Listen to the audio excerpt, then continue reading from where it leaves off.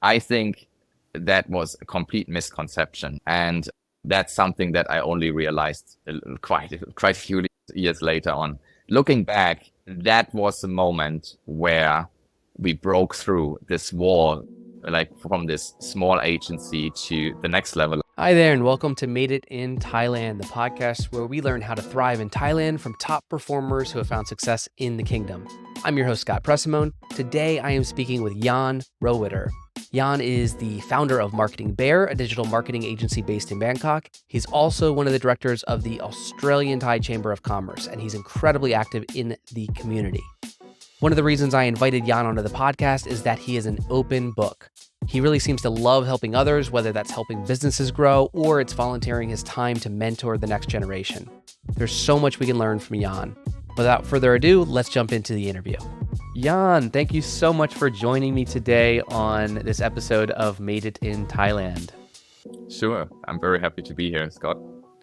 Absolutely. So can you start off by giving a brief introduction, who you are, what you're doing in Thailand?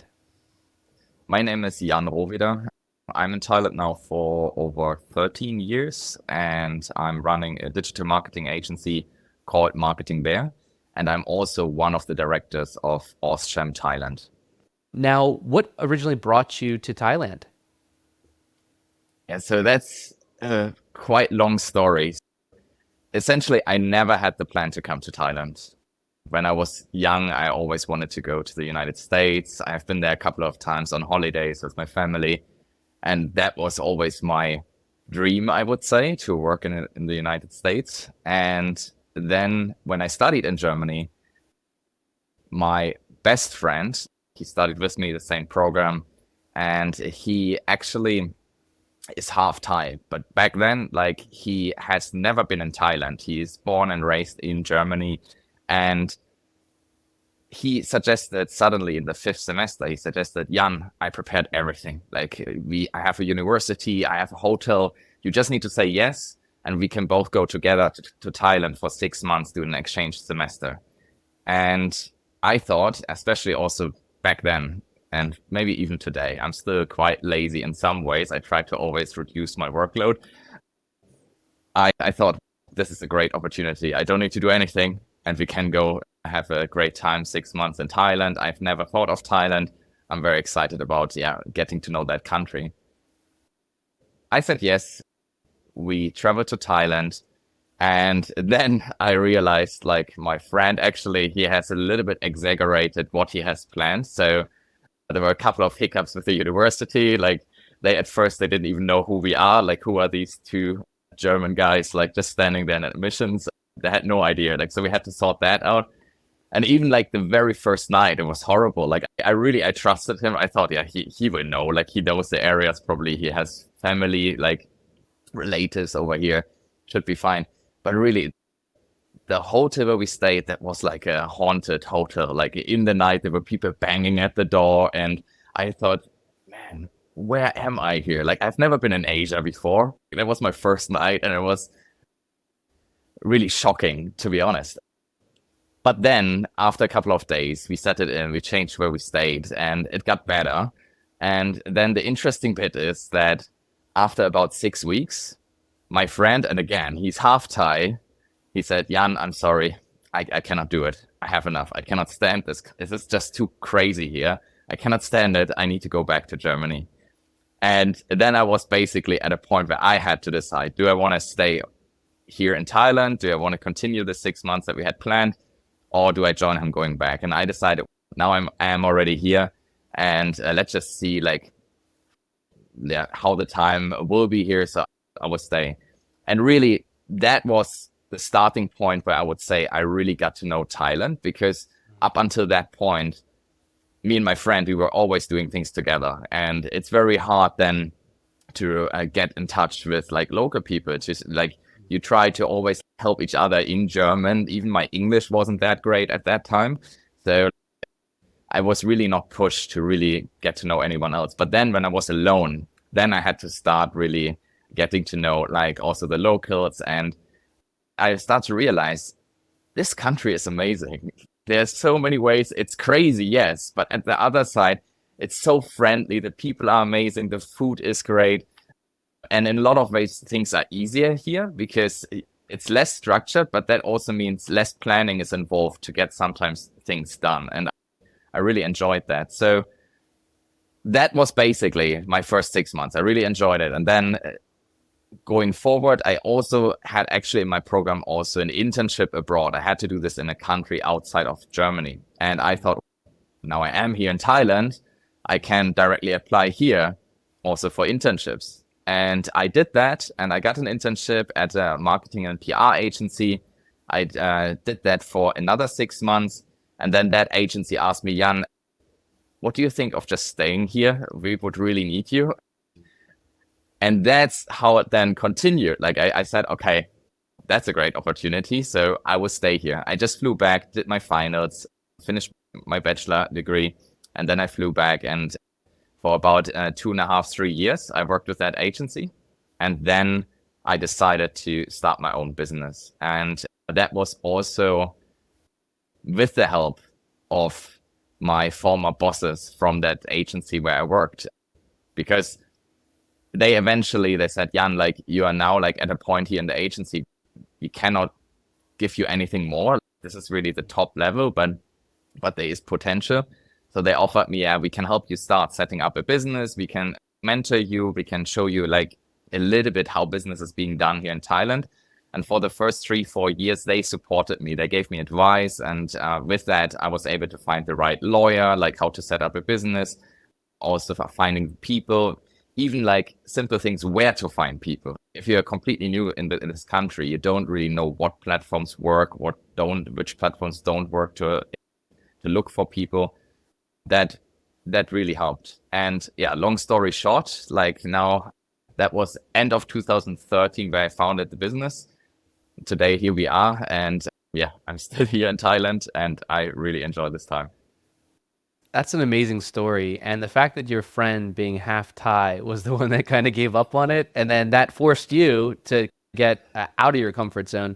It's interesting because I've seen a lot of people be in their comfort zone, as you'd mentioned, like whether it's a gap year, they're traveling with a girlfriend, they're traveling with a friend, and it's the same thing, right? You get caught in your native language or you go to events and you're talking with your friend and you're both like, oh, should we approach that person? And you're not forced to do it. So you're going to go back to your comfort zone.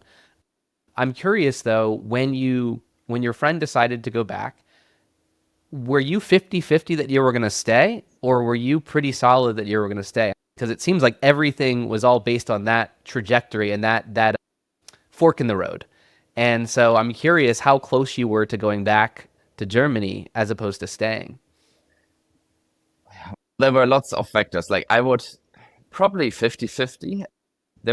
One of the factors, for instance, was when I started to realize which university, where we studied, like what type of reputation that university has here locally. I also was a bit disappointed. It was not one of the better ones. And then also my family members, like their family member, like alone in Asia, like I'm here alone in Asia. And they also have never been in Asia before. They all said, Jan, come back. Like, really, it's fine. Like, just come back. So there were a couple of factors that said, Jan, this is really not the right place. Go back. But then at the same time, I had these moments, these short moments during the first 6 weeks already, like where I felt like, hey, some things are really amazing here. And personally, that was also a weather decision. So if I had gone back, it would be right into the winter in Germany. I felt, no, it's much better here. But then there were also a couple of small interactions that I already had with like students also at the university that were local. And I just felt like I would love to learn more about that. I would love to learn more how this culture actually works. How does this country work? So in the end, yeah, I just thought, okay, I'm here. Let's just try it. So about 50-50. It was really very close that I almost flew back to Germany. Now, what about that friend of yours? Do you still stay in touch with him? Are you still close? Yes. So he actually had 2 more attempts to come to Thailand. He even worked here like a couple of years later, or like for a few months. But in the end, he yeah, he just didn't feel comfortable. But then what I find interesting, and I cannot really relate because I don't have the experience. He's now in the Philippines and he's happy there. Like for 3 years, he's now working over there, and he says he's happy. I cannot really relate. I don't know what the main differences are. I'm sure there are a lot, but it seems to be better aligned with how he likes to live. So I wouldn't say it's Asia in general that he doesn't like. It seems like he does like Asia, but just Thailand that he couldn't get together with. Not yet. Maybe there will be another attempt in the future. Oh, that's great. Now, with starting your business, I think, again, that's another really interesting part of the story is that it sounds like you hit a glass ceiling, and rather than that company, that PR firm sort of holding on to and saying, be happy, get used to this, it sounds like they saw more in you and then actually helped you make those next steps. And again, just for the listeners, I think anyone who starts a career here, you can be imported to Thailand as an expat. You get this nice package and all this other stuff. That can happen with some of these larger firms. But oftentimes, if you're not going that path and you're instead just trying to be employed, there are certain like foreigner roles that exist in companies. And it's, of course, the common one would be a teacher role, but there's a ton of them where it's just like, oh, salesperson, we need a foreigner for that. And sometimes they don't have growth trajectories there. Like sometimes you just are what you are, and there's plenty of people that want the job. So be happy with your sales role, be happy with your compensation. You're living in a great country. And that's fine. I think, again, plenty of people can live a good life that way.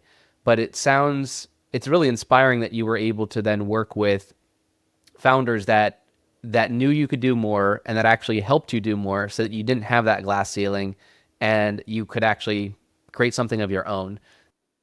Would you say that you were pretty fortunate in that situation there? I would say I've been pretty fortunate in a lot of situations. Like really, if I look back, there have been a lot of moments where I say like, how do I deserve this? I'm very lucky to be in these positions. But to answer your question, also back then, like to have met these type of people that are exactly like you said, very supportive, that think about, okay, how else can we help Jan to have a good life, to achieve his goals? And that they, again, like it's always a little bit about pushing me in the right direction, because I think if I didn't have this type of connection, if I didn't meet these people, I would have maybe never dared to start my own business. Like so I'm very grateful for that. And I think it was really a once in a lifetime opportunity. Like it was really the right moment. At the same time, and I need to say this at this point, back then I was still very young. Although I had the mentors, looking back today, I would have done a lot of things differently. But still, without them, I wouldn't have started Marketing Bear. So I'm very grateful for that. Yeah, and we'll get back to some of those lessons you might have learned or the things you would have done differently. But I want to talk more about Marketing Bear and what Marketing Bear is. I understand that it's a marketing agency, but I think there is something to be said about the fact that you started this company when you were young, and now it's still survived over all these years. And that's not an easy feat. There are a lot of companies that come and go in Thailand, a lot of marketing agencies that come and go. And in fact, most networking events I go to, I'm brand new from the UK, I'm brand new from the US, I'm going to start an agency here. And sadly, a lot of them don't survive. So it's really saying something that you have done so well over the years. And so I'd love to learn more about what makes Marketing Bear different than some of the other agencies that exist or have tried to become successful here in Thailand. Right. So I have to say, back at the university, like one of the majors was also IT, and I can code. So originally when we started Marketing Bear, and after, I think we will talk about this a little bit more later on, we had a side project in the first year. But after that, like we started with website and app development. And then over the years, we slowly added more and more services. Originally, like when we delivered websites, then the customers asked us, okay, so now we have an amazing website. How do we get users onto this website? And then we thought, okay, there is a need. Let's also add that to our service offerings. So we started to add that. I would say by 2018, roughly, like we were at a point where we said, okay, now we are really this full digital marketing agency that we have all the areas covered that you would think need to be covered in digital marketing.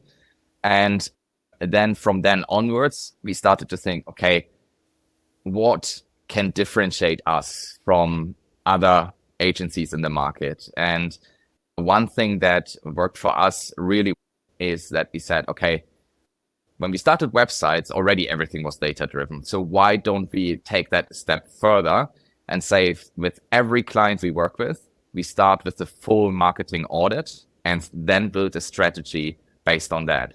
This way, we have solid data for all our decisions. There's 100% transparency and clarity between us and the clients, like what we try to achieve and how we want to achieve this. And then we can decide what exactly we're going to do for each client. So for some clients, it maybe is necessary to do search engine optimization, SEO. Then for other clients, maybe not necessary at all, maybe just focusing on social media. But that can only be said after we have analyzed the market, after we have analyzed their capabilities within the team. And in the past and up until today, this has worked really well for us. So even if someone is just interested in social media management, we would still do the full audit and we would still give this chance for course correction. So if we, after the audit and strategy, realize that is not the right services, will not help the client to achieve the goals that they have set out to achieve, then we can adjust the course and offer a service that really helps them to achieve those goals. So I've seen some companies that are selling some services and they really just say, look, we're selling a service, we're going to make everything fit into that service, right? Because they have a team that does that one thing, in which case anyone that's going to come in the door are going to say, get that one thing. But since it sounds like you built up a wide range of services and you're data driven, then you're actually getting them the right service. Now, I'm curious what happens though when a client comes in and similar to coming into a doctor, they come in and they say, yeah, I want you to give me this medication, right? Or I want you to give me this thing to fix my problem. And sometimes that patient is not right.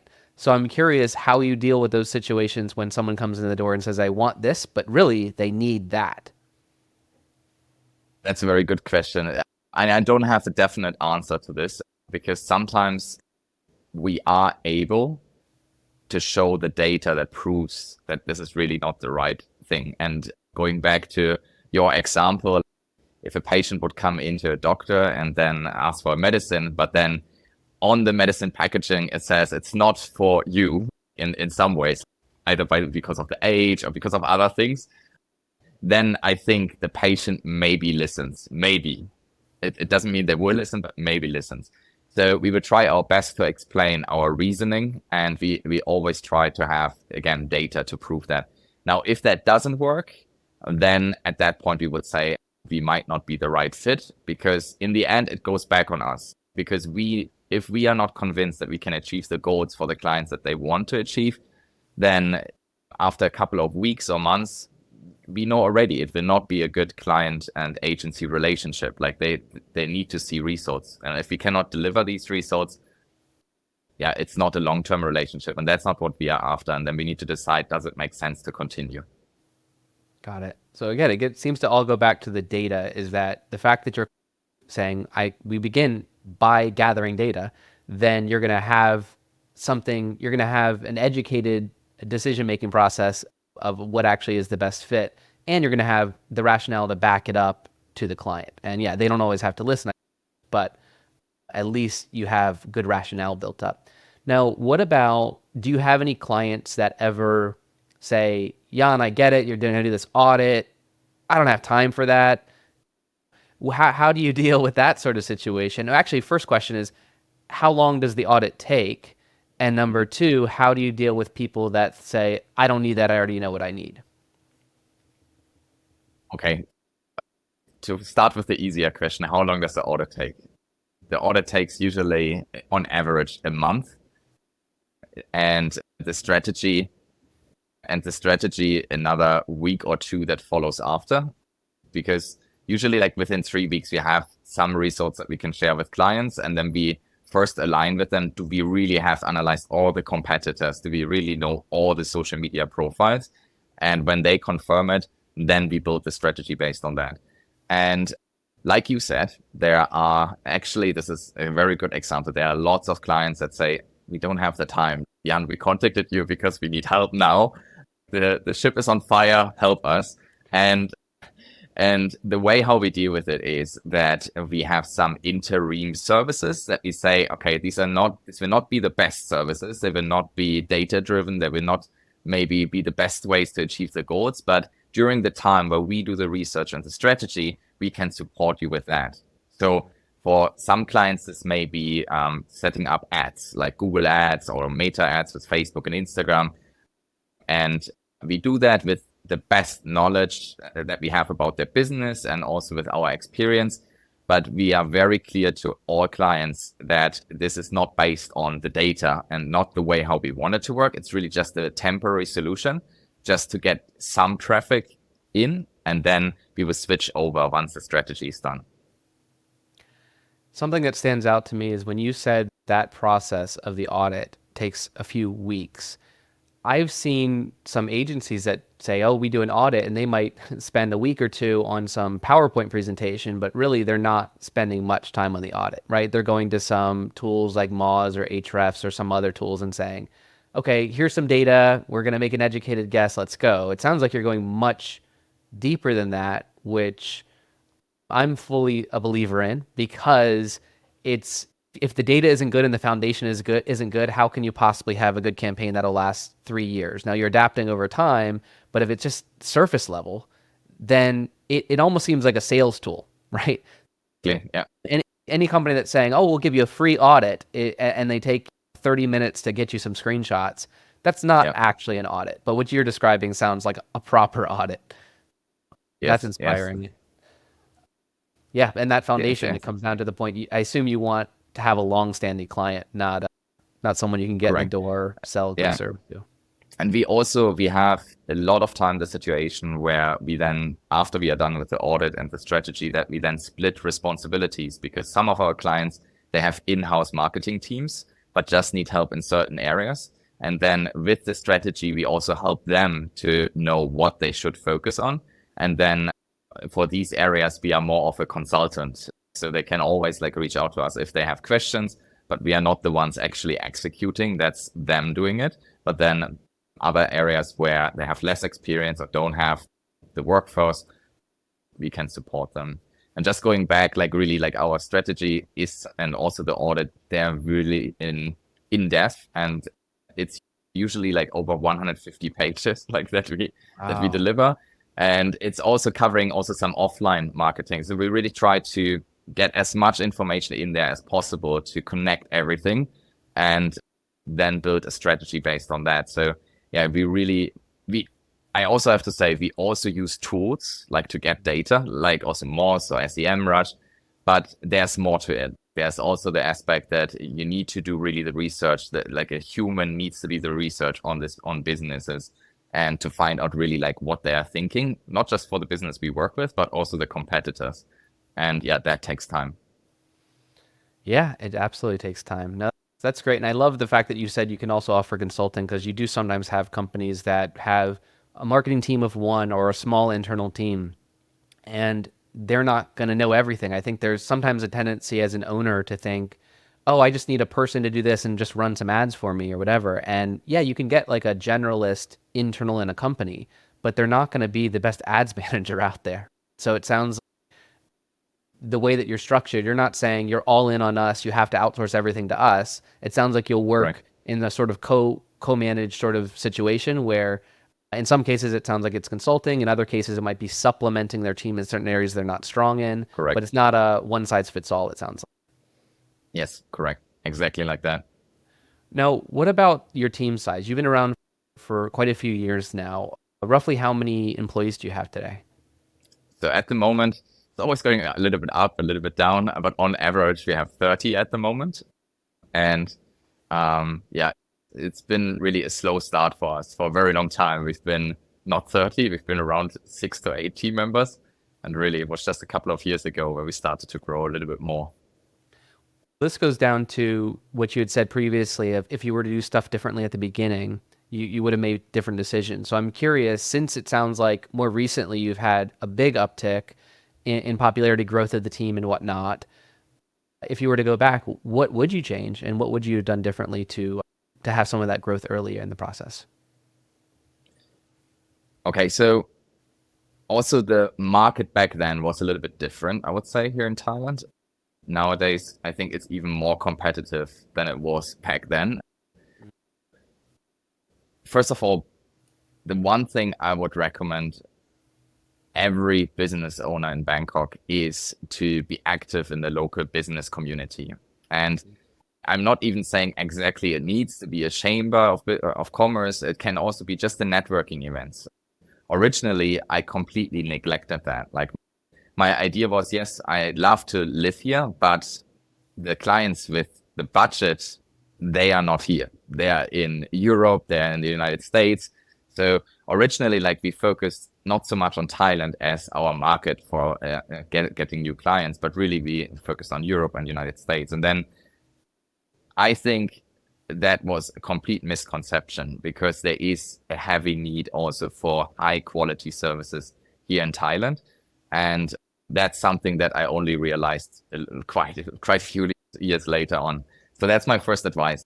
Although you maybe run a business that is focusing on foreign customers, also do not forget about the local market. There could be some great opportunities.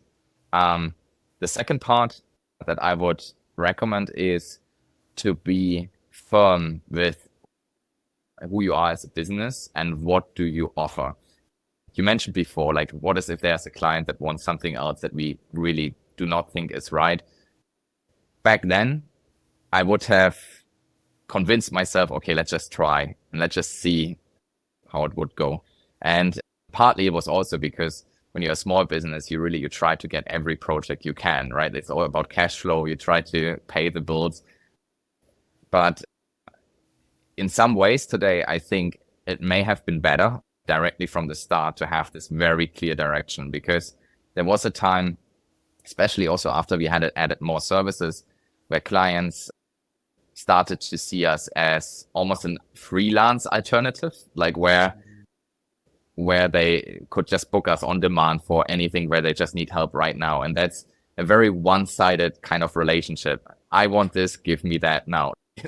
So that's the relationship. And I think this way we undersell ourselves, because with our experience, given that we work in so many different projects with so many different clients, it helps actually also the clients if we can input our experience into the service offerings. If it's not them that they need to tell us, okay, we want this, but it's also us telling them, hey, maybe it would be better if you do it this way or that way. And I think I was just not self-confident enough in the first few years to do that. And I think that slowed us down a little bit, because we have been in projects where they were just very time consuming. And in the end, we knew this is not really maybe going to work out. So it was not a great way to deal with clients. So yeah, we improved there. We are now much more confident. So that's the second advice that I can give. And perhaps the third advice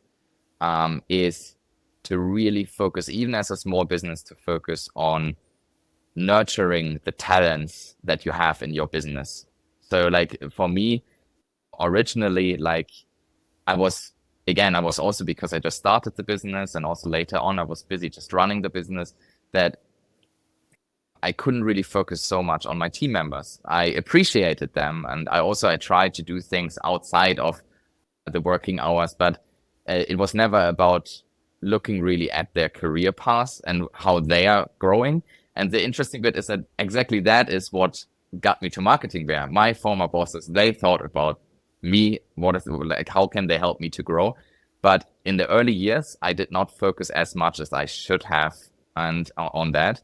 And I would recommend everyone really to talk with the team members about their plans for their careers, their dreams, and then work together with them on how you can make that happen. How can you make sure that they achieve some of their dreams? Wow. I think those are just great pieces of advice. There are several different directions we could take this, but one other piece, we talked offline a little bit, and there's something else that I think you did that probably had a big part to do with your success, and it's that you pivoted when you needed to. So, can you bring in that part of the story as to maybe what Marketing Bear started as and how you learned from the market and maybe changed what Marketing Bear became? Yes. I have to say, so Marketing Bear like was a business that I started from the beginning, but actually in the first year, Marketing Bear was something entirely different. And I would almost consider this first year as my first failed startup. Originally, I had this idea to bring a business model from Europe to Thailand. So in Europe, it's very common when you travel and when you're young that you look for discounts, like that you look for promotions, like for like activities, for restaurants. You always try to get the best deal because budget is definitely an issue when you're young. I thought it might work also here where tourists can get a card. It was called White Card Asia. And with that card, they get not only the discounts, but also recommendations. So we really, at that point, we tried to partner with really good venues where you are safe. Like also when we talk about nightlife, sometimes you are unsure to which place you can go, what type of place it is if you're new in the town. And we really wanted to make sure that the places we partner with, they're safe. There's no human trafficking, for instance, happening. So we were very careful selecting these businesses. And I have to say it worked. Like at times, like at the very end, we had around 120 partners and they were also quite happy. They told us, yeah, it's great that you bring us these customers. And then something happened where these business customers that we brought tourists, they asked us actually, okay, Jan, you bring us customers like this, but by the way, can you also help us build the website? Can you also help us do an app? And then we realized, okay, there's maybe a need. Maybe we should also focus on that. And then at the same time, like when these requests started to come in, we also felt that it's really hard for us to grow further. We didn't have any outside investment. We built everything ourselves organically. And I would say we did well with the resources that we had, but to go further, we either had to get investment or probably completely change the business model. And in the end, we decided, okay, let's change. We have now these over 100 businesses that could become potential marketing customers. So maybe we should try to give them other types of services that they also get more customers through these services and can grow their revenue. And that's basically what then resulted in the shift. Then after a year and a half, we decided to completely stop White Card Asia and say, okay, Marketing Bear, the company behind White Card Asia, is now really just Marketing Bear. And we really live up to what is in our name, marketing. And that was the first major shift, I would say. And back then, like up until 2018, we always had a relatively small team. Like we had 6 to 8 team members. And it was really this small agency. And I have to say, it was lots of fun because if you're a small team, you understand what everyone is doing. You really work very closely together. You not just work on one thing, but you need to be master of all trades because, yeah, when you're a small team, you need to help each other. And it was a fun time. But then, like for a couple of years, I did not really know, okay, how can I now go a step further? How can I get to 10 to 12 employees? And by the way, when I say like growing employees, it's always obviously connected with also the projects that we get. So for me, it's not just about getting employees. That's not my goal, but it's also like growing the business. And that's directly related to the number of team members we have in Marketing Bear. So when we were at the stage where I didn't know, okay, what else we can do now? And that's where I got connected to the University of Newcastle, Australia, through actually a customer asked us first, hey, can you help us with marketing? And they work together with the local university here in Thailand. And then this customer asked me, Jan, would you be interested in mentoring students for the University of Newcastle? And these students, they are partly based here in Thailand. And I thought, wow, that's a great opportunity. I thought at first, I thought, okay, I'm not getting younger. And that's probably a great way to connect again with the younger audience and also get their thoughts and views, because that's important for marketing. You want to make sure that you stay grounded. And at the same time, you also understand that what the different generations need. And as I grew older, my connections to a younger audience started to phase out. And so I thought, wow, this is great. I can directly connect with the students. I can see what they think, like what they like. And at the same time, I hopefully can also help them a little bit with issues that they have in their career path and their career goals. So that started. And then the same customer that connected me, but also the University of Newcastle, they asked, Newcastle, Australia, by the way. I sometimes miss to say that. So that was in Newcastle, Australia. And both of them, they asked, Jan, we are both not in Bangkok, and there is the Australian Chamber of Commerce. Would you mind attending some of these events on our behalf? And that was really the first time I even thought about chambers of commerces. Like I never really thought of that this is really my place. I always thought this is, it's not the type of businesses that I'm not in the type of industry. I thought it's manufacturing. I thought it's like quite senior banking. Individuals go there, but not someone like me. I don't belong there. But they asked me, and by the way, during this podcast right now, I start to realize there's a theme that I get pushed into the right direction from the outside. But they asked me, can you attend? And I said yes. And it took me a couple of events to be comfortable, to understand how they work, what the agenda is, also to get familiar with some of the faces, some of the individuals that go there. And then after a couple of weeks, I realized I should become a member as marketing there. I shouldn't represent like my customer or the University of Newcastle. That's great. But really, I think there's also an opportunity for marketing there. And looking back, that was the moment where we broke through this wall, like from this small agency to the next level, like between 12 and 15 employees. We had it then a few months after that. And just because of these new connections that I have made through the Australian Chamber of Commerce, I then also became members of other chambers. So for instance, the German Chamber of Commerce as well.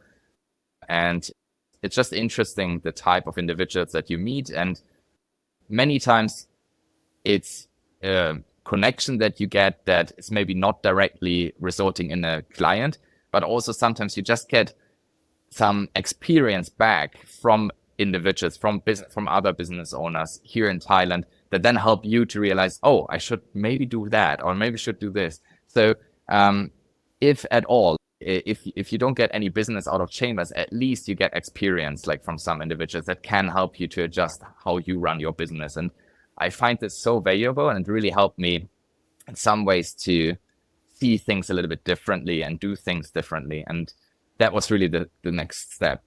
And Scott, I'm not sure if you want me to go ahead. It's a very long story. No, please continue on. I have a lot of little bookmarks because there are a lot of different ways we could take this, but please continue. Okay, fantastic.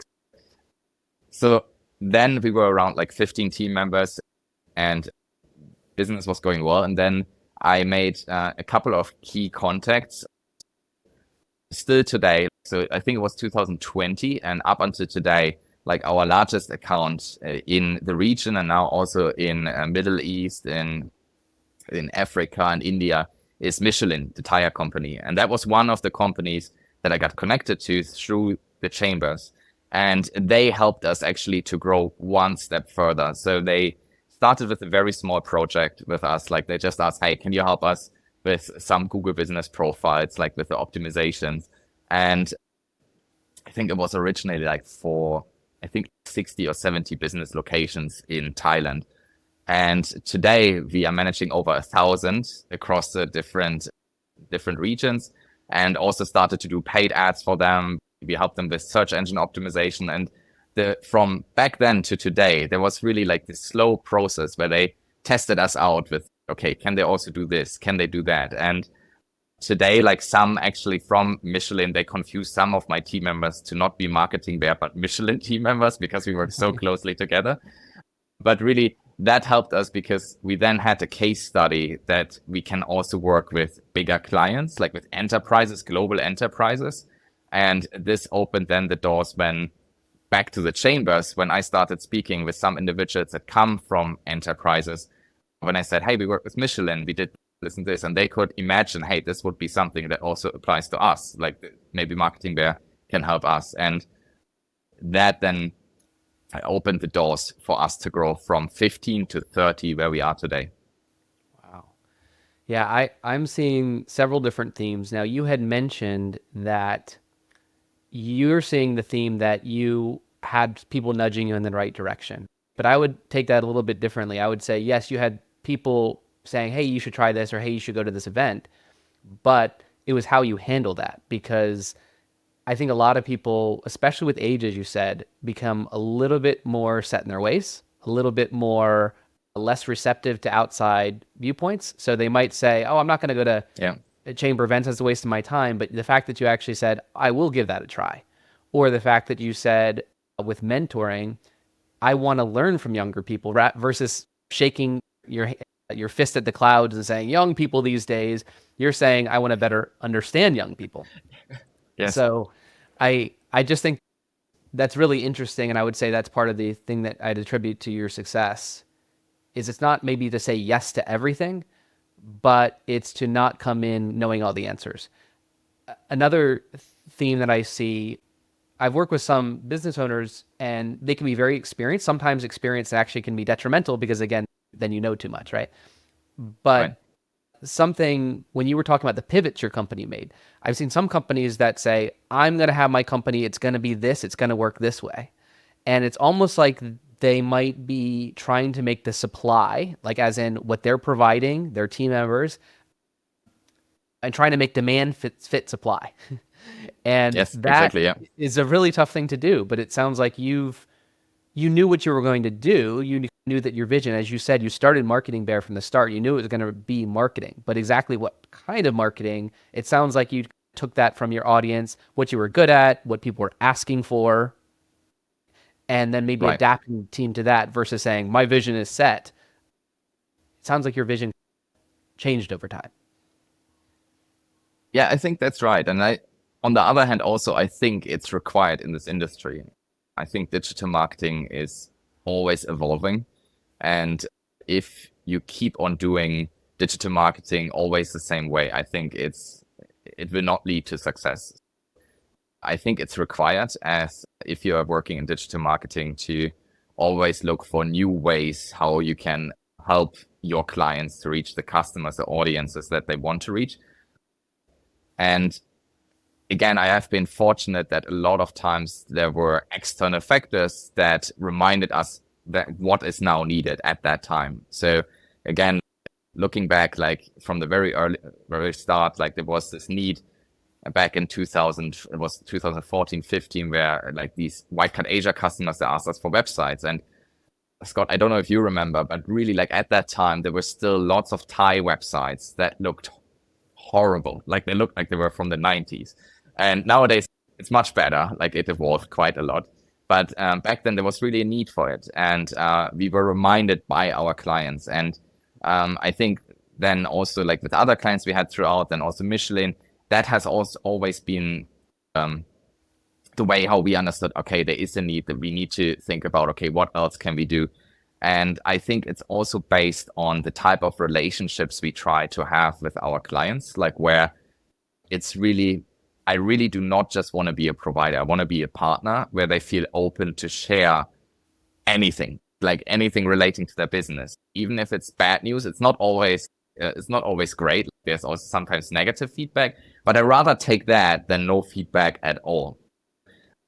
And that really helped, I think, us to get a sense of what's needed. And I have no idea where we are heading in a couple of years from now. But today I can say one thing that it stays exactly how it was already a couple of years ago is the part that we focus on data. So no matter what marketing technique we use, no matter which channel we try to play with, we will always focus on that we get the right data to make the right decisions on these platforms. No, excellent learnings there.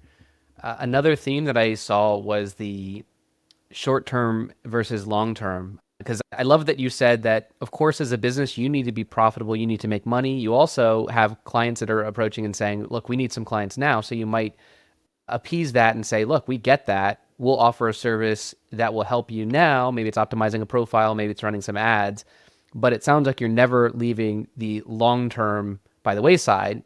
You're buying some time to be able to do the long term and with your clients. But then when you mentioned the networking side of things, I've seen some people that think of networking as the short term thing.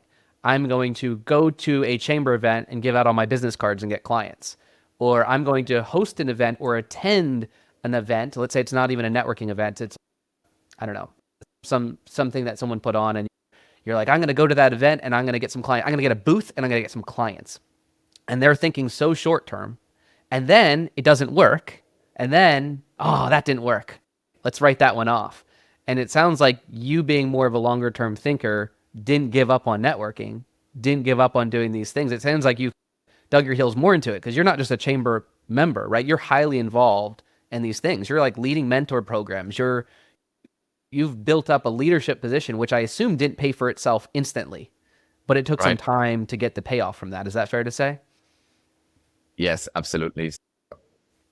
I think that goes directly into a recommendation now. And so what I can recommend anyone going to these networking events is to not think of, hey, today I sell X number of new products to clients at this networking event. Because same as with marketing, it's all about trust. And when you go to these networking events, you need to start building relationships with the other attendees. And once they realize what experience you have or what value your product or services have, then later on, they maybe contact you and you get a business out of it. But for a start, it's all about networking is about building relationships. It's not about selling directly. And with that being said, I personally do not think it's a good idea to have team members at networking events that get KPIs on how many business cards they should collect. Because if you have these type of goals, it maybe means that your team members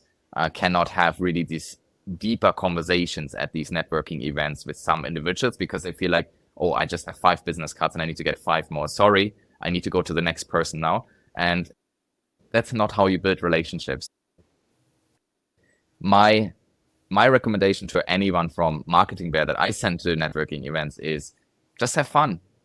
Just enjoy the evening and see who you talk with, have good conversations, and don't feel like you need to sell anything for Marketing Bear. And I'm quite firm on that. Like I actually said, if I see that anyone hard sells Marketing Bear services at these events, we will have a serious conversation because that's not how I want to be represented. I think I always want that we are helpful and that if anyone has a question, we can answer that. But the key part is building relationships and getting to know different businesses. And then if eventually we get business out of it, it's great. Now, that's the one side from the team member perspective. And now personally, it's been a couple of years like that. It took me at Austrian Thailand to become a director, and where I also felt comfortable putting my name on the list to be nominated to be a director. I think I wanted to take my time to first understand how chambers work. Like I said before, like when it was like around 2018, 19, when it was the first time I attended these events, I had no idea about how chambers work. And or like initially, like after a couple of times when I visited these events, I was asked, Jan, do you want to join a subcommittee? And even that, I was at first a bit hesitant. I said, I can take a look. I joined one subcommittee meeting and see how that goes, but I'm not sure. Like I'm not, because I didn't understand how it works. So then over time, I realized, okay, there are X number of subcommittees in the chamber. They all have different focus areas. And then I thought, okay, what am I interested in? So I started first, I think it was the SME subcommittee where I was a member in. And then I shifted to digital marketing, the digital marketing subcommittee, which was started around 3 years ago. And then I led the digital marketing subcommittee. And then at the end of last year, I was asked from existing board members, Jan, would you be interested to put your name up like to become a board member next year. And then I also I had to again get a bit more information, because I felt, okay, if I do this, I don't just want to do it for the title. I actually also want to help the chamber and want to give something back, because I got so much out of the chamber in terms of business. I want to make sure that if I'm trusted with a directorship role at the chamber, that I provide the members what I need to provide as a director. And again, I was in a similar situation as very early on, where I had no idea really what exactly a director needs to do.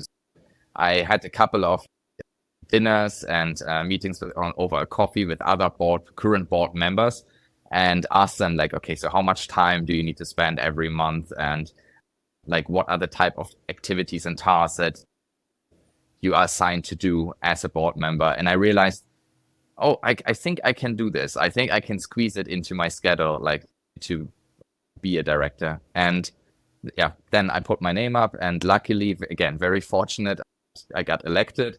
And yeah, since this year, like, I'm a board member. And one thing that I can say, and I think that's part of my personality, originally I was told there's a certain set of hours I need to spend like every month on this. And at the moment, it's 4 times that number of hours that I spend. And it's just because I wanted to get things right. And especially, I feel like as a German in the Australian Chamber of Commerce, I have something to prove, to make sure really that I do everything as best as I can. So right now, it's a lot of time that I invest in it, but at the same time, it's very rewarding. We just had last week our first digital workshop. So I started a new subcommittee. Last year, there was the digital economy subcommittee and digital marketing subcommittee. And both of them, they were so similar. And at the same time, the chamber has so many events going. There's so much, like also like lots of members know this. There's so many newsletters that are going out that luckily, like our president, she also understood we need to fix this. We need to reduce the number of subcommittees we have, the number of communications we send out. We decided together that it makes sense to just have one digital subcommittee that covers all types of digital areas. And yeah, literally last week we had our first workshop on AI, and it was quite successful, and I'm very happy with that. And now we are planning the next event. Wow. This is really enlightening, because these are things that I wasn't aware of. I've been going to the Australian Chamber events, just the sundowners and the other lectures that happen. But again, and I knew about Next Gen Thailand, which is also through AustCham, and just great events there. So anyway, I was aware of little bits, but I'm realizing now it's the tip of the iceberg. And that just speaks to the idea that people think maybe of chamber events in one way, but they're maybe missing out on where the real benefits are. But having said that, again, I love your way of thinking about things. It sounds like it's very give first oriented. So I'm going to mentor people. Maybe it'll come back to me. Maybe it'll be really rewarding because I'll see them be successful in the future. Or I'm going to give to the chamber members as opposed to trying to get a title. And that way of thinking, I think it's just pay it forward, give first, and the world gives back to you. I'm curious if you have any sort of philosophical ways of thinking of the world that makes you seem that you operate more that way, but it seems like it's worked for you. Yeah, like for me, I think it's maybe empathy that drives me, like where I know as a business, for instance, we need to sign contracts, but in the end, I always want to make sure that we not just deliver, but over deliver with clients. And it's the same with the chamber as well. Like I want to make sure that we always do the best possible thing we can do. I personally can do. And like you said, it's always about paying forward. And I'm a believer that eventually it will come back, like in one way or another. And even if it's, for instance, like I had one connection that I made at the Australian Chamber was a business owner. He asked me about AI, like that was last year. And I said, I'm fine. Like I have actually, like at that time, I said, I have like half an hour. If you like, you can invite your team members. They can ask me anything, how we use ChatGPT and how we use the different tools. And I did this completely like for free. That was just like, because I wanted to help and I felt, hey, they need support. I heard some things, how they use ChatGPT, and I was a bit worried for them, like that they use it in a way that it can hurt them later on. So I really wanted to do that. I wanted to help that. And I was really not out of the idea that there's any business that I can get out of that. But then later on, that was early this year, the business owner of that company recommended me to another company that now became our client. And that is just, it's just perfect. Just one step away. Sometimes it's three steps, right? Yeah. It's three steps removed, but this was simply one step removed. That's amazing. Maybe one other thing that I can share, paying forward with the mentoring. So I had this quite interesting situation. I think it was 2 months ago. As a reminder, again, I studied in Germany, and also the university where I studied, like, is a small university. Like, it's not a famous one. And back then, also at the university, they offered some mentoring. And then also, like I said before, like there was mentoring also throughout my career, like from the previous job that I had.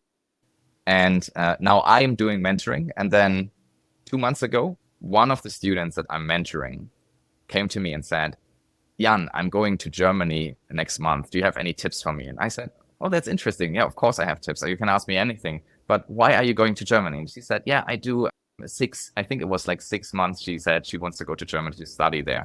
And then I said, wow, that's cool. Which university? And turns out it's my small university that she chose, like without knowing where I studied, where she is now going. And then I connected to my mentor from back then, who's still at that university. And I said, hey, by the way, now a mentee of me comes over. So make sure you take care of her. And so far, I heard only good things. She's having a great time over there. And it's interesting how small the world is sometimes. That's amazing. That's amazing. It sounds like you've had good mentors over the years, and then now you're, again, paying that forward and giving back and letting the cycle continue. That does lead me to one other bookmark we had was you were talking about the employees that, how you've grown your team and how you've made sure they had a bit of a career path, which it sounds like that wasn't really in place at the start of the business. But now that you have that formulated a little bit and you're helping your employees grow and not really hit those glass ceilings, how do you go about hiring new employees now, though? Because I assume, remember, you said you're around the 30-person range. I'm going to guess that you're going to continue to be successful and grow. And you're right, like it'll become a little bit less personal and you have to learn how to keep the culture going when you get past the knowing everyone's name right away.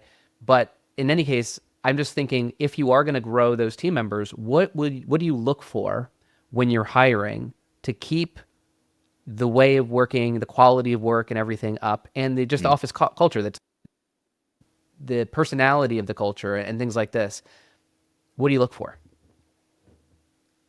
Okay, so the first thing we look for is always the personality. Like we need to see if the person, if we can easily talk to a person, if they are open. For those that watch the video, I know some of you might be listening, you cannot see this, but actually behind me on that side, we have our core values, like here in the office. And our core values, they are around customer centricity, like it's transparency, like always like striving for innovation, being creative. And all of these can be personal traits. Like it can be an individual that has all of this, but maybe lacks experience. And I take a person that has these type of traits rather than someone who comes in with experience and maybe lacks some of these characteristics that we are looking for. My recommendation is for any business owner here, especially in Thailand, sometimes maybe choose a candidate that does not have the exactly right experience and train them, nurture them in a way that they get the experience that they need. And then if they realize, and if that's also, they are aligning with their career goals, and if they realize what you have given to them, then there's actually a mutual bond between the employee and the business. And like one thing that I hear a lot of other business owners saying is that they have a problem with the turnover rate. They have lots of employees leaving. They always need to hire new employees. And I think it's all about career perspectives. I know it's sometimes easy said, it's all about the salary. And in some ways that's right. Like many employees, they also need to pay their bills. And I understand that. But at the same time, if there's just a small difference, they would not leave the business if they realize here at Marketing Bear or here at any other business, I can grow and I can reach the goals that I have set for myself in my life. I think that when it comes to hiring, perhaps do not just look at always hiring new people, but also look at the current team that you have and see like how you can keep them with you for as long as possible. And sometimes also it will just not work out. Like sometimes you have employees that get a great offer. Like I had 2 years ago, I had, for instance, an amazing developer. We really like also personally, we got along so well and he did a fantastic job. And then he got an offer from an international company that had so many benefits, had a higher salary. He was allowed to travel to different countries for conferences with that. And I knew I cannot compete with that. So I tried the best, like to wish him the best, like going there. And I'm really excited for him that he had this opportunity. And up until today, like we like once in a while, like every few months, we write with each other, and I just want to know what's going on in his life and just see if it worked out. And it did for him. And I think sometimes we need to accept as business owners that we cannot be the permanent employer for every employee, but we should try at the same time. For that time, we have these amazing individuals. We should try to get the most out of them for the business that is mutually beneficial, like that they also get something back. Oh, I love that. And I've sometimes seen businesses that go into such a path of thinking what they need right then, and they get their employees to almost learn just proprietary processes and proprietary ways, and they're not necessarily thinking how to have that employee grow. Just imagine if you're specializing in this is exactly how we do things, that employee is becoming an employee, and they're not going to have a great growth trajectory if they decide to leave later on. But I love, as you just said, you want there to be an alignment to where if you help them be a better person during the time they're with you, they're going to be a good employee. And when they eventually leave, who knows? Maybe they'll actually now refer some of their friends back to you to also be good employees versus trying to lock them down. So that's really interesting. And the other thing that comes to mind, I'm curious if you have any thoughts on this, but onboarding, because let me just bridge this gap for a second here. But I have gone through the path and making some mistakes as well, where originally it was hiring a lot of younger, inexperienced people that you can grow into the roles. And I've seen some companies do that, and then I've seen some of those employees struggle. And I think then based off those things I've seen, I've then said, you know what, maybe now it's a time where we need more experienced employees, and we need people that aren't necessarily all fresh grads. And that could be true in some cases where you need really specialists, depending on, of course, the industry and everything. But at the same time, I think there's another blind spot there, which is some companies don't spend enough time really nurturing those existing employees, as you pointed out, making sure that when they're onboarded, they have everything laid out for them, making sure that they are able to be introduced to all the different departments, making sure that they have a career path, making sure that they're getting biannual reviews and getting constant feedback, making sure like all these other things to nurture a good employee. I think that sometimes owners may think I don't have time for that. I'm too small. I don't have time to do that. Whereas I'm curious if you were to go back, maybe at the start of your business, you didn't have time for that, but it sounds like you made time for that, to spend more time on developing your employees. Yep. What do you have to say about that? Yeah, first of all, it takes a lot of time to think about, okay, what is the best way for your business to onboard new team members? But I think in the end, it pays off.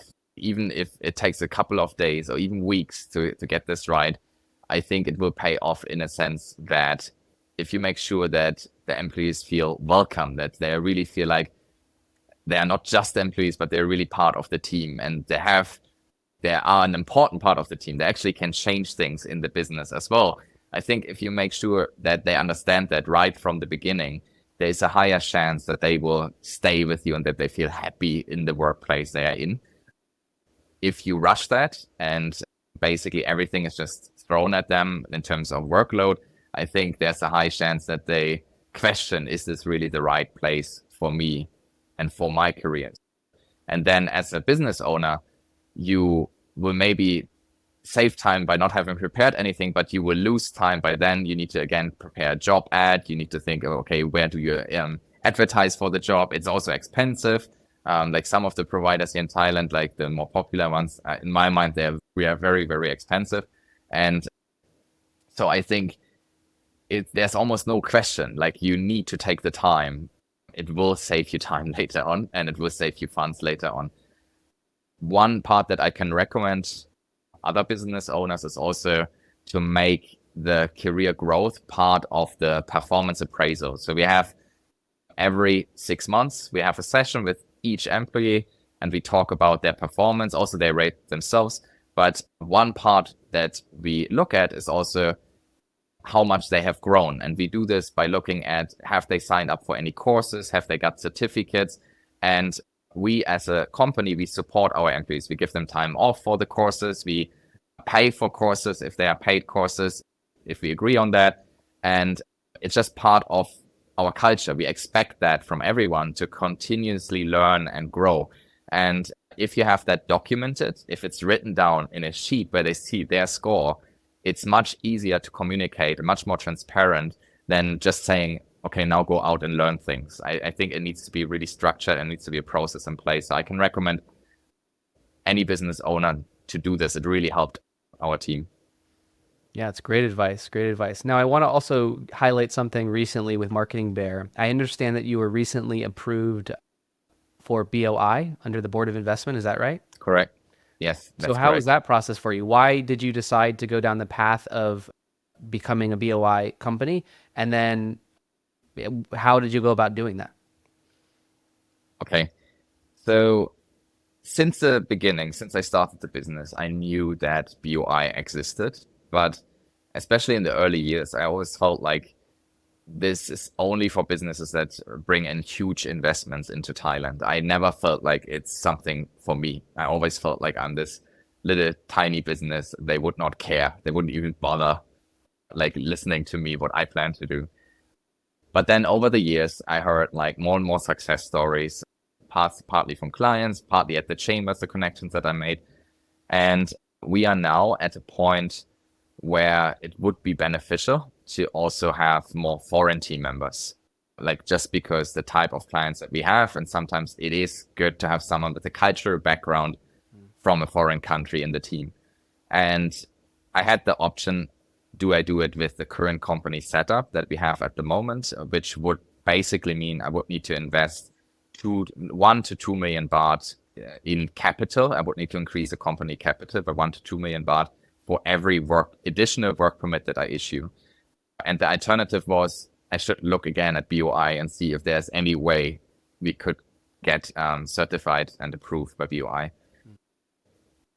Last year, I also met one other person. I'm also in one of the Rotary clubs, and there I met one person. He said, yeah, last year I just did it myself. It's super easy, Jan. Like, why are you not doing it? And I felt, are you serious? It cannot be. Like, because also in the same meeting, there was a lawyer and he was saying, yeah, it takes a year maybe. You will need like around 300,000 baht, like for fees for us to do that. And I had these two separate opinions, but then I thought, we can just try. Worst case, we don't lose anything. And worst case, BOI says no. I had this brainstorming session with my team here, like with our accounting, HR, like all the administrative stuff. And I introduced them to the BOI because for my Thai staff members, like some of them, they didn't know. Like for them, it's something they haven't heard about. It's not their expertise. And then I set them off the path, like to say, okay, inform yourself. Let's see what we can do. And basically, since then, they started to give me feedback. They said, Jan, we need this, we need that. And I helped them to provide that. Partly it was like a business plan. The BOI wanted to see what type of business we are, like how it's structured. And I was also always imagining in the end, the BOI will ask me to bring in more investment into Thailand. They for sure, that will come. So I already prepared for that. There was parts of my salary that I paid myself for the last couple of like months in Germany to have funds abroad to bring them then into Thailand. And then it was, I think, 6 or 7 weeks ago, like we got verbal confirmation already where the BOI said, yeah, it's approved, you will get it. I didn't believe it at that time because it was just hearsay. Someone said we get approved, but I didn't see any document.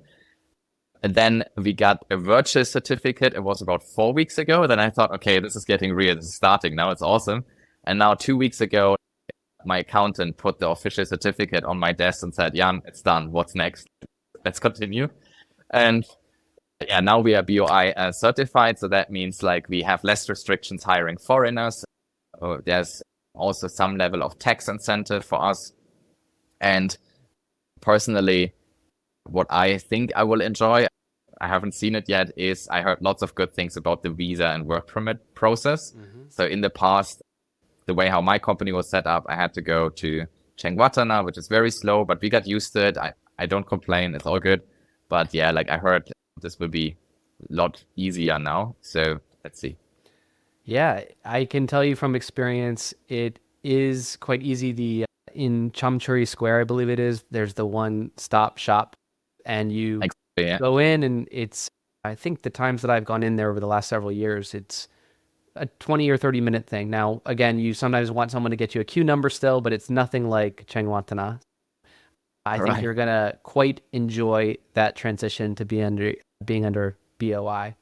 And just for, again, listeners who may not know about BOI, I think the key, it's really amazing that you were able to get it. I love that your friend was like, why are you even thinking about it? Just do it. It's take the action. Why not? And can I just, sorry, Scott, and can I just add one thing that I forgot to say? And the amazing thing was also that in the end, the BOI did not ask for any more investment. Like they just said, Jan, you already invested like 10 years ago. You don't need to pay anything more. We are happy. That's it. And I was like, what's going on? This cannot be real. So yeah, that was another nice anecdote, like on this other story. That's amazing.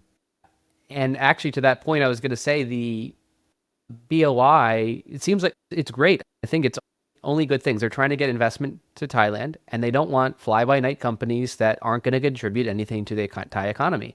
And to that point, it's obvious as to why they probably made those judgment calls and saying, wait a minute, you started a company here, you're growing people here, you're mentoring people here. I'm not sure how much of that they knew from the paperwork, but the point is you've obviously employed a number of Thai people and certainly helped them develop and done some great things. So in that case, it's a win, right? Why wouldn't they want you to be under that? So that's fantastic that you were able to accomplish that. Now, I know I've used a lot of your time. I do want to transition though to something in the last few minutes here that's really important. We've talked a lot about business, but there's also the personal side. And I was wondering if you're open to sharing this. You bought a new car for the first time? That was a few, like 4 years ago. It was for me a big milestone because when I started the business, like I always paid myself last. There were some months like that were really hard on marketing where I didn't get any salary, and it was really a slow process to build up to the place where we are today. And one of these milestones was for me to just have a car, like to have a car here. And back in 2013, that was out of reach. It was impossible, like even a lower end car. I wouldn't even think about buying that. And then when I was like around 4 years and when I bought the car, I felt, hey, first milestone achieved. Now, what's next? Let's continue. Yeah, but it's all about, and I want to quickly take a little detour there, Scott. Yeah, sorry. Yeah, of course. But it's also, if you're a business owner, like sometimes it maybe feels like it's overwhelming. There's so many things that happen that require lots of attention and lots of energy. So I think it's always important to also on the personal side to make sure that you have your own goals as a business owner, personal goals that you want to achieve. And they also can help you to stay motivated, because if business is not going well, sometimes you need something else that motivates you, because otherwise it could be a very difficult time. And for me back then it was a car. Now another milestone, if you don't mind, was for me to be able to get my son go to international school. So I have a son, and originally, like when we got him, like 3 years, this is the way how you say to get a son. You got a son. Did you pick him up from somewhere? Did you buy him from the shop? So, keep in mind, I'm German. Originally, like when we had him, I didn't think we would be able to do that because international schools are quite expensive in Thailand. And now, 1st of August, he will go to an international school, and I'm very proud that he can go there. Like, proud for him. He already tried the school uniform on, and it looks amazing. And I think it's these type of steps that you need as a person that keep you motivated. But yeah, I can say I really appreciate everything that has happened the past few years. Well, I love that you pointed out that you need to have something outside of the business, because when you're saying, like, if it is your only identity, then potentially you're building a business. And I think one of the sad things I've seen is that sometimes when people build businesses, they don't necessarily build someone to take over their business. They build a business that is dependent on them, and they can never leave that business. And then it's their whole identity, maybe for their whole career. It's the one thing that they do because they don't have time to have children, or they don't have time to go to a racetrack if they like racing cars. They don't have time for any of that. So their whole identity is their business. And the saddest thing is that when they pass away or they have to retire, whatever it is, that business just crumbles because it's 100% dependent on them. And so it's just, I love the fact that you've said there's more to life than just the business. And sometimes you have to pay it back to yourself. And I just use that car example because when you shared that with me offline, I thought it was so interesting because you're quite a modest person. You're not buying some Ferrari or anything like that, but give something back to yourself, because what are we living for? There's one side where it's dramatically saying, I'm going to spend all my money and not save anything. But then there's the other extreme, which saying, I'm going to invest everything in the business and never give myself any pleasure. Right. And it sounds like to be more sustainable, you have to strike a balance. But to your point about having a son, so I understand you have, your son is about 3 years old now? Yeah, 3.5. 3.5. You also have a son, right, Scott? I do. I have a son and a daughter and a stepson as well. And it's, it's amazing. All I can say, it's amazing. So what has your experience been like since having your son? Are you spending more time with him? Are you going out to parks more? What was that transition like for you? Yeah, that's a good question. So I guess actually I had to focus more on a proper work-life balance, because before I got married and before we had our son, like I could work as much as I wanted, and I felt like I'm not harming anyone, and it's fine, it's just me. Sometimes even like work 2 days straight, like without sleep. Like there were really tough weeks in the past. And nowadays, because I have a family, and especially because I have a son, I feel like I'm responsible for him to also give him time and attention, like enough time and attention every week. And partly I do this, like we have at marketing where we have a work from home policy. So it's at least good that I'm around, like I can stay some days at home. But also I say that Sunday is usually our day. Saturday is together with my wife. We maybe do something little, but also other Saturdays I might work half a day. But most of the time, like Saturday, at least dinner, we do, all three of us, we do something together. But then Sunday, I take him and I try to catch up with everything that has happened during the week that I maybe missed because I was so busy. And I can say, at least for myself, I get energy from that. It really helps me to be motivated again on Monday to start my week at Marketing Bear, because it's the balance, I think, is important, to just be able to do something completely different that is, there's no connection to the business, but you see the development of your son, or the development of your kids, like what they achieve to be able to do so quickly and how they progress. And it's just amazing to see that. Yeah, these Sundays, we usually, like you said, we might maybe go to parks, we go to indoor playgrounds, we just try to have fun. We have sometimes a bit too much ice cream like together, but yeah, it's really good. And yeah, I think that's how I try to have a work-life balance. How is it for you? Like, how do you manage the time? Yeah, so I do primarily work from home. So that, I think, is an amazing benefit. I will say during COVID time, I actually moved to the suburbs to live in a house because at the time I was dragging my son around on his training wheels on a bicycle around a condo where like cars were coming by. And I was like, this is the only way I can get my son out riding a bicycle. Yeah. And so I made that transition around COVID because it was like, now you're, locked in and I can barely go anywhere. And I have two young children. This is not going to work for me. That's around the time that my wife and I decided to buy a house a little bit out. We're Awesome. still in Bangkok, but a little more in the suburbs. And so now I get to spend a lot more time with them. I go on walks more often. I don't know. We just always go to the park together and things like this. And I think it's incredibly rewarding. Now, one piece of advice that I have for people, and I'm curious if you would agree with this, is that when you're very career oriented, if you're a business owner, if you're doing a lot, don't have the feeling that, oh, one day I'll be ready to have a child. Mm, Because there's no, correct me if I'm wrong, but I don't think that there was probably a lull in your business where you're like, oh, now we'll have a son, right? There's never, quote, the time to do it. But once you do it, you realize you're going to make time and you're going to make it work. correct. And you also find out that you might not have those Sundays for working anymore, but it's worth it. Yes, yes, So exactly. that's just something I would tell everyone, is that it's incredibly rewarding. Not everyone can have kids. Not everyone will have kids. No pushing stuff there. But I just say that if you're Yeah, considering it and you're waiting for the right time, there's no time like the present. So absolutely. No, I couldn't agree more. And looking back, like I wonder, was it really necessary? Like the time I invested, like also on the weekends to work, because it seems to work now as well. Like where I take this day off, and maybe it's really like this, what I mentioned, getting this energy back, because it's really rewarding, like spending time with the family. Maybe this energy, that's what evens everything out. Yes, you spend less time, but maybe you are more efficient than going forward, and because you have this motivation from your family. oh yeah. And I can agree, like there's never the right time.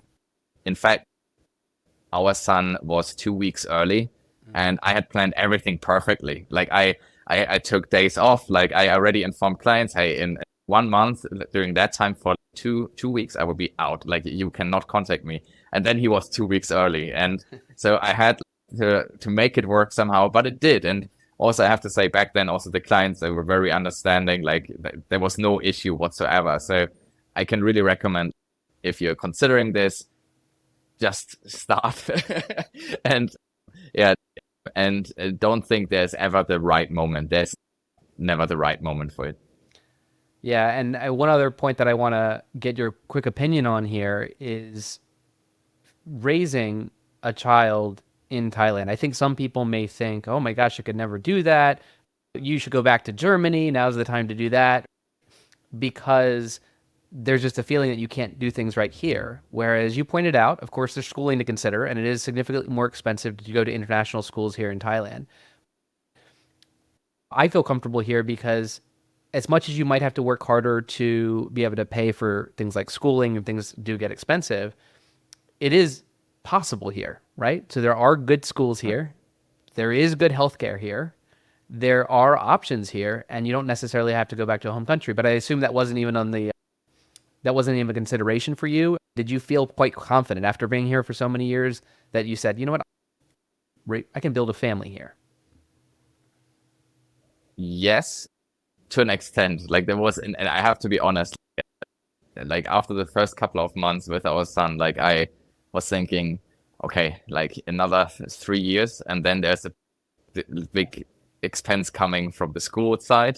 And then also, yeah, like you said, healthcare, it's amazing, but also that is quite costly as well.